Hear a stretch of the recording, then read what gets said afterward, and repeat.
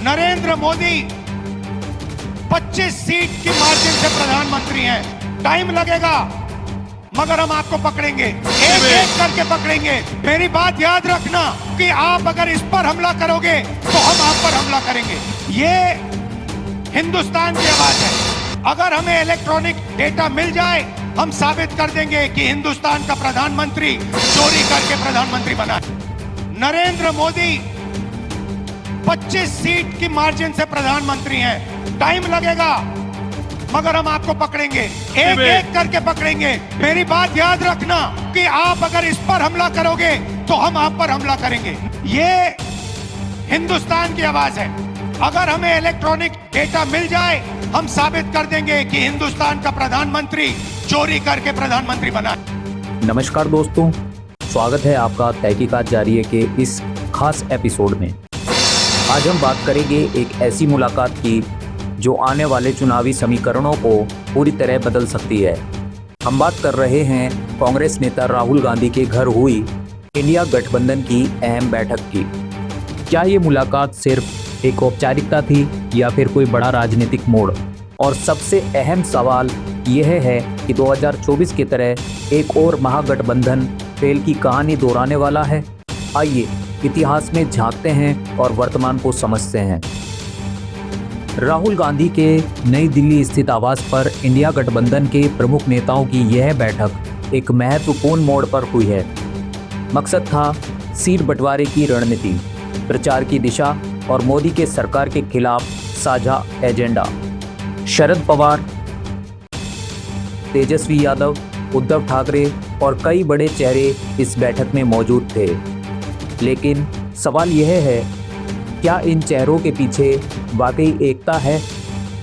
अगर हम 2019 की बात करें तो विपक्ष ने तब भी एकजुटता दिखाने की कोशिश की थी।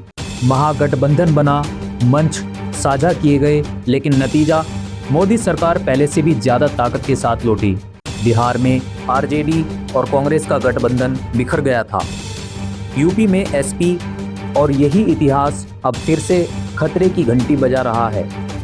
इंडिया गठबंधन में आज भी कई विरोधाभास हैं। ममता बनर्जी और कांग्रेस के बीच बंगाल में खींचतान, आम आदमी पार्टी और कांग्रेस के बीच दिल्ली और पंजाब में तकरार, सीट बंटवारे पर हर पार्टी अपने राज्य में बड़ी बहन बनना चाहती है। तो फिर सवाल यह है, क्या ये गठबंधन सिर्फ नाम का है? अब आते हैं एक अहम पहलू पर, राहुल गांधी का नेतृत्व। बैठक उनके घर पर हुई, लेकिन क्या सभी दलों ने उन्हें लीडर मान लिया है?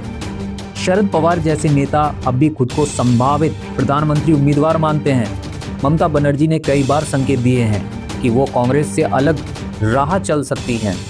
अरविंद केजरीवाल कांग्रेस पर कई बार भ्रष्टाचार के आरोप लगा चुके हैं। ऐसे में क्या राहुल गांधी के घर बैठना केवल एक प्रतीकात्मकता है या फिर वाकई राहुल अब विपक्ष की धुरी बन चुके हैं? ये सवाल इसलिए अहम है क्योंकि एकजुटता तभी असरदार होती है जब नेतृत्व स्पष्ट और सर्वमान्य हो। जनता आज बहुत कुछ देख और समझ रही है। महज फोटो सेशंस या प्रेस कॉन्फ्रेंस से वोट नहीं मिलते। वोट मिलते हैं जमीनी काम से, भरोसे से, और इस भरोसे की लड़ाई में विपक्ष अभी भी कमजोर दिखता है। मीडिया का एक हिस्सा भी गठबंधन को कंफ्यूज्ड और बेमेल करार देता है। हर दिन कुछ ना कुछ ऐसा होता है जिससे ये गठबंधन सवालों के घेरे में आता है, जैसे कि बिहार में सीट बंटवारे पर तनातनी या फिर दिल्ली में एक दूसरे के खिलाफ बयानबाजी। तो दोस्तों, क्या राहुल गांधी के घर हुई ये बैठक एक नए युग की शुरुआत है या फिर ये सिर्फ एक और राजनीतिक ड्रामा है जो चुनाव से पहले खूब चलेगा लेकिन नतीजे के दिन नजर नहीं आएंगे? इतिहास हमें यही सिखाता है, गठबंधन तभी कामयाब होते हैं जब उनका साझा विजन और स्पष्ट नेतृत्व हो, वरना महागठबंधन सिर्फ एक महाजुमला बनकर रह जाता है। अब देखना है, क्या इंडिया गठबंधन वाकई इंडिया की उम्मीद बन सकता है या फिर इतिहास खुद को दोहराएगा? अगर आपको हमारी ये खबर पसंद आई हो तो वीडियो को लाइक और चैनल को सब्सक्राइब ज़रूर करें। आपका क्या विचार है इस गठबंधन पर? नीचे कमेंट करके बताएं। मिलते हैं अगले एपिसोड में, तब तक के लिए नमस्कार।